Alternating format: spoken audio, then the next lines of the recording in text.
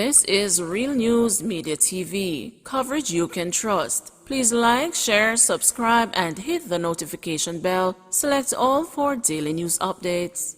Woman killed in Innaga Head, 3 shot in Gregory Park. A woman was shot and killed in Innaga Head, Portmore, St. Catherine this morning, while in a separate incident in Gregory Park, also in Portmore, 3 people were injured during a shooting. The incident involving the woman, who is yet to be identified, occurred in the vicinity of the bus park. Investigators are combing the area for clues. The other incident in Gregory Park, which is unrelated to the Innaga Head shooting, happened moments ago. The police are now at the scene.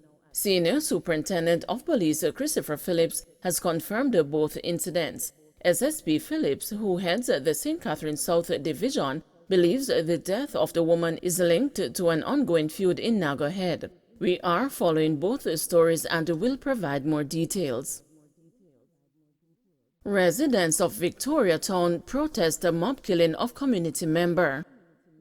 The police in Manchester are investigating whether the mob killing of a man in Mandeville on Friday arose from a case of mistaken identity. The deceased has been identified as Chieftain Campbell of Victoriatown in the parish. According to the police, about midday, Mr. Campbell was walking on Manchester Road when he was accused of stealing money.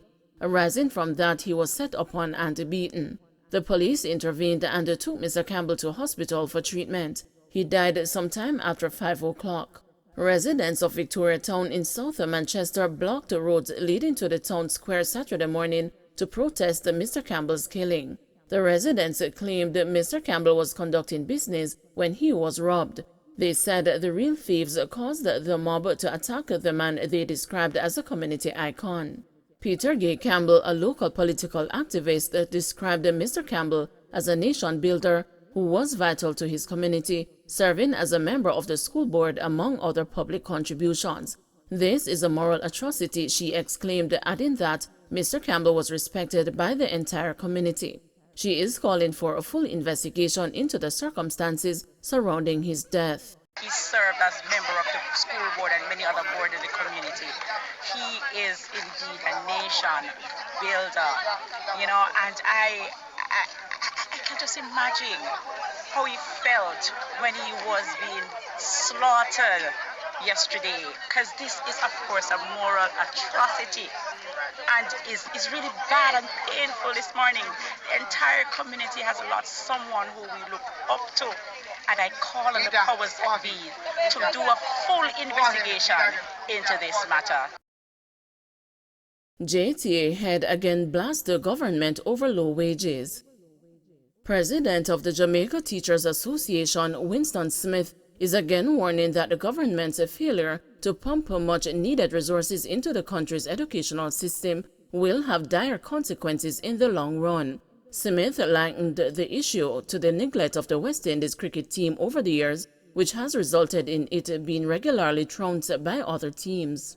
If the powers that be leave education the way it is, then we will only be able to recruit the teachers from Haiti, because nobody from anywhere else would want to come and work with the salary that the Jamaican teachers receive, warned Smith. For sustainable development in any country, we must advance education and spare no amount of funds for its development and sustainability, or else as a country we will collapse, Smith added. The JTA head was addressing the more than 24,000 member-strong union's annual Helen Stills Professional Day activity held at the Holiday Inn Resort in St. James on Thursday. This year's event theme was Embracing Self-Care for Sustainable Health and Wellness. The annual event is dedicated to the memory of Helen Stills, who recognized that teachers are the pillars of the educational system. In his address, Smith urged JTA members to speak up for themselves and not yield the space to others who have no idea of the challenges teachers face. One of the most striking things is that persons who have absolutely no idea what it means to be a teacher seem to be the ones who are leading the argument about what ought to be done and what should not be done, he said. I believe that it is time as educators we rise up and stand in our rightful position and declare that as long as we are the vanguard of this noble profession, this institution that continues to give even when others are taking, we defend and protect every ounce of what we have and what we are seeking to do, because we are the only professionals who genuinely give of ourselves and the care, he added. Smith, who is principal of Golden Spring Primary School in St. Andrew, argued that some hold the view that it is acceptable to pay teachers low wages because their love for the profession would make them reluctant to explore other opportunities. I commit to those who are of that view that no matter how much we love the profession, and yes we do, if we are dead from starvation, then we won't be able to lobby anymore, argued the president of the 58-year-old union.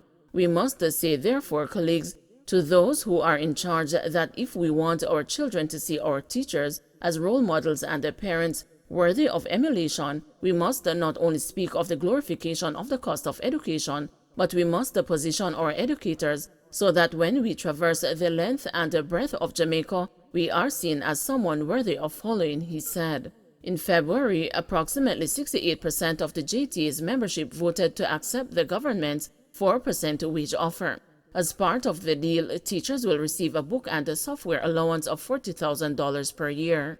On Thursday, Smith hinted that while all is not well, he had done his part and he expects his successor, Lasanja Harrison, who will take over during the JTA's 57th annual conference in August, to continue the work. I know that you are here with your cups turned up and your heart and minds in tune.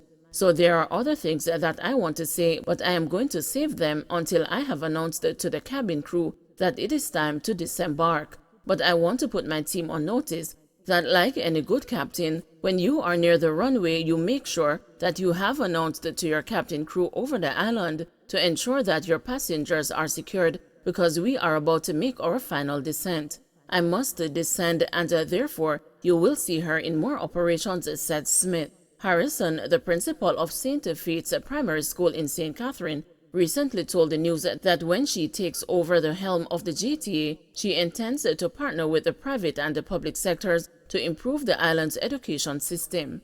She said that she intends to empower teachers by lobbying the government to provide the kind of resources that we are in need of in order for us to carry out our duties effectively. NAJ members dissatisfied with a proposed salary scale. An emergency meeting called by the Nurses Association of Jamaica, NAJ, yesterday ended with a number of the members expressing dissatisfaction with their proposed salary scale based on the public sector compensation review. Some of the nurses said based on an initial review of the proposal, there would be little or no movement in their take-home pay. NAJ President Patsy Edwards Henry told the news that nurses at certain scales would be at a disadvantage. With the removal of the allowances, there is no great difference, but as I said, we haven't finalized the analysis. We are awaiting the report, and then we will do a fulsome analysis. But what we did get from the meeting were suggestions as to the way forward, she said. The compensation review is aimed at streamlining allowances and the pay scales in the public sector. KSAMC making changes to building application system. The Kingston and the St. Andrew Municipal Corporation is making additional changes to its building application system following a recent meeting with members of citizens associations. Mayor of Kingston and the chairman of the Municipal Corporation, Delroy Williams, disclosed that one of the more troublesome areas is the process of objections to developments and providing better opportunities for notices to be served. Citizens Association have been intensifying their advocacy for more transparency and vigilance from the KSAMC in its approval process for housing developments. The agitation follows court judgments regarding illegal developments. Williams states that one of the main changes may place a greater burden on developers to communicate their intentions. Son laments not being able to rescue elderly dad from inferno. I am just sorry I was not there when the house went up in flames. That was the painful, heart-wrenching regret Joseph Inarity expressed after hearing news of the passing of his father, 85-year-old Frederick Inarity, in the Mall Road, Mount Sikiri community in St. James early Friday morning. Frederick was burnt to death in his one-bedroom house, which was gutted by fire of unknown origin. According to residents, flames were seen coming from the senior citizen's house about 3 a.m. and calls a place to the St. James Division of the Jamaica Fire Brigade. The seniors charred the remains were discovered during cooling down operations. I got the call about 4 a.m. and I have been very weak since I got the news. I got the call about 4 a.m. and I have been very weak since I got the news. Right now, I still don't get strong as yet. I am just sorry I was not there, Joseph told the news. He was friendly, a good person and jokify. He was a loving father. We were very close because we talked every day. My father loved planting food and he was a laborer, the son recalled. The news was also told that the elderly man who lived alone had received the house 2 years earlier as a gift from the church to replace his former plyboard and the zinc-roofed dwelling. The death of the former laborer has left the wider Mount Carey community in a state of shock. Shopkeeper Marlon Dennis remembered the elderly as a good man. He was like a mentor to the youths in the community. We could always reason with him and he would normally come by my shop to collect his goods and go home and cook. Dennis told the news. When I got the call, by the time we got to the house, everything did burn down already. Other community members said Inerti was quiet and lived well with everyone. The cause of the blaze is still under investigation. Don't forget to like, share, subscribe, and hit the notification bell. Select all for daily news updates.